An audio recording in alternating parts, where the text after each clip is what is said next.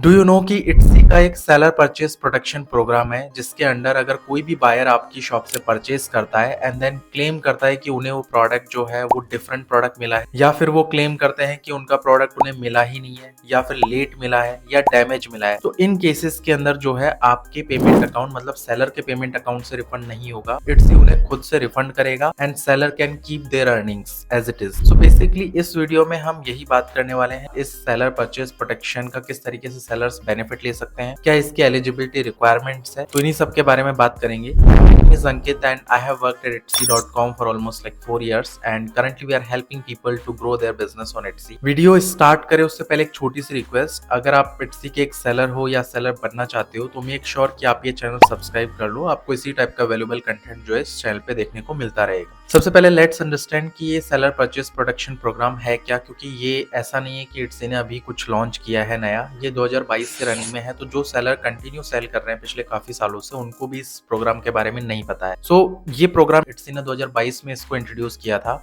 उसके पीछे का रीजन ये था कि कुछ चीजें होती है जो आप बिल्कुल सही कर रहे होते हो, जैसे आपके कंट्रोल में नहीं है, कुरियर रिलेटेड प्रोडक्ट डैमेज हो गया या बायर कई बार अननेसेसरी क्लेम कर रहा होता है, तो उस केस में Etsy जो है खुद से सेलर्स को हेल्प करे, इसके लिए Etsy ने प्रोग्राम लॉन्च किया था। अब इसके अंदर क्या क्या क्राइटेरियाज है जहाँ पे Etsy खुद से रिफंड करेगा, मतलब आपको हेल्प करेगा। जैसे लेट सपोज बायर बोलता है कि प्रोडक्ट मिला ही नहीं है, या लेट मिला है, या डिफरेंट मिला है, या डैमेज मिला है, तो इन केसेस के अंदर Etsy जो है खुद से स्टेप इन करके और रिफंड करेगा। हालांकि इसके लिए कुछ एलिजिबिलिटी रिक्वायरमेंट्स भी हैं और अभी 7 मई 2026 से Etsy कुछ और इसके अंदर चेंज करने जा रहा है। हालांकि वो चेंजेस जो है वो पॉजिटिव हैं, सेलर्स के फेवर में है। डैमेज के केस में एक कैलेंडर ईयर में एक बार Etsy जो है रिफंड करेगा और बाकी के केसेस के अंदर जो है वो बेसिकली लिमिट नहीं है। हालांकि ऐसा जरूरी नहीं कि Etsy इसमें रिफंड करेगा ही करेगा, Etsy की ये पॉलिसी है। Etsy इसमें खुद डिसाइड करता है कि किस केस में सेलर जेन्युइन है, किस केस में बायर जेन्युइन है। अगर सेलर जेन्युइन है, ऑनेस्टली अपना काम कर रहा है, तो Etsy वहां पे करेगा। ये पूरा डिसीजन Etsy के हाथ में होता है। अब इसमें एक क्वेश्चन ये भी हो सकता है कि किसी का ऑर्डर मान लो $1000 का है या फिर किसी का जो है $500 का है, तो कितने डॉलर तक का अमाउंट जो है वो Etsy रिफंड करेगा। तो अप टू $250 यूएस डॉलर तक का अमाउंट जो है वो Etsy रिफंड करेगा। मान लो किसी बायर ने आपसे $500 का जो है $500 का कोई प्रोडक्ट परचेज किया है, देन उसको उसमें कुछ भी प्रॉब्लम आ रही है जो मैंने क्राइटेरियाज बताए हैं, ऐसा कोई भी एक क्राइटेरिया लिख करके और वो आपकी शॉप के ऊपर केस ओपन कर रहा है या क्लेम कर रहा है, तो उस केस में जैसे $500 का अगर आइटम है, $500 का आइटम है, तो Etsy $250 तक रिफंड करेगा, बाकी का जो है वो आपको अपनी तरफ से रिफंड करना होगा। अब इस पॉलिसी को अवेल करने के लिए क्या कोई एलिजिबिलिटी क्राइटेरिया है? तो यस, बिल्कुल कुछ एलिजिबिलिटी क्राइटेरिया है, क्योंकि Etsy हर किसी को ये जो बेनिफिट है या परचेज प्रोटेक्शन प्रोग्राम के अंडर कवर नहीं करने वाला है। कुछ एलिजिबिलिटी क्राइटेरियाज है जिनको आपको फुलफिल करना है, वो क्या है उसके बारे में हम डिस्कस कर लेते हैं। सबसे पहले है कि आपका ऑर्डर जो भी आपने प्रोसेसिंग टाइम डाला हुआ है, जो भी आपका डिस्पैच टाइम आपने डाला हुआ है, उस टाइम के अंदर अंदर ऑर्डर आपका डिस्पैच हो जाना चाहिए। दूसरा है आपको वैलिड ट्रैकिंग नंबर वहाँ पे डालना है और ट्रैकिंग के इवेंट्स वहाँ पे अपडेट होने चाहिए, जैसे कि प्रोडक्ट स्कैन हुआ है, ऑर्डर इन ट्रांजिट, डिलीवर्ड, ये सारे जो इवेंट्स हैं वो अपडेट होते रहने चाहिए। अब कई बार क्या होता है, कुछ कुरियर कंपनीज की ट्रैकिंग Etsy सपोर्ट नहीं करता है, तो इस केस के अंदर वहाँ पे ट्रैकिंग इवेंट्स अपडेट ही नहीं होते, तो उस केस में आपको ऑर्डर जब आप डिस्पैच करोगे तो आपको कुरियर से रिसिप्ट लेकर के अपने साथ में रखनी है as a proof. Third point है, जो आप दिखा रहे हो वही आप बायर को डिलीवर करो।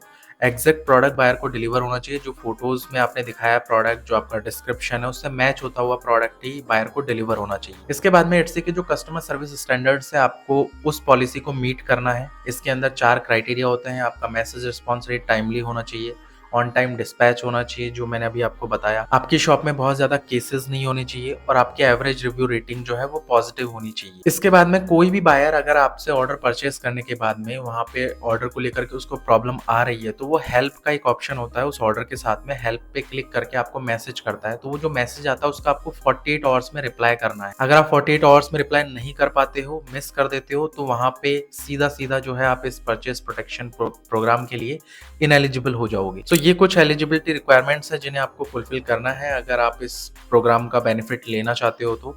अब Etsy जो है इसके अंदर कुछ चेंजेस भी करने जा रहा है, जिसकी मैंने अभी स्टार्टिंग में बात की थी और आपको बताया था कि वो चेंजेस पॉजिटिव होने वाले हैं। 7 मई से ये जो अपडेटेड पॉलिसीज है इसके अंदर वो लागू होंगी। वो क्या है, तो वो आर्टिकल एक बार मैं आपको दिखाता हूँ स्क्रीन पर and then let's talk about that. So I hope आपको स्क्रीन नजर आ रही होगी। यहाँ पे ये आर्टिकल है, इस आर्टिकल का लिंक मैं डिस्क्रिप्शन में डाल दूंगा, आप वहां से जो है इसको पढ़ सकते हो।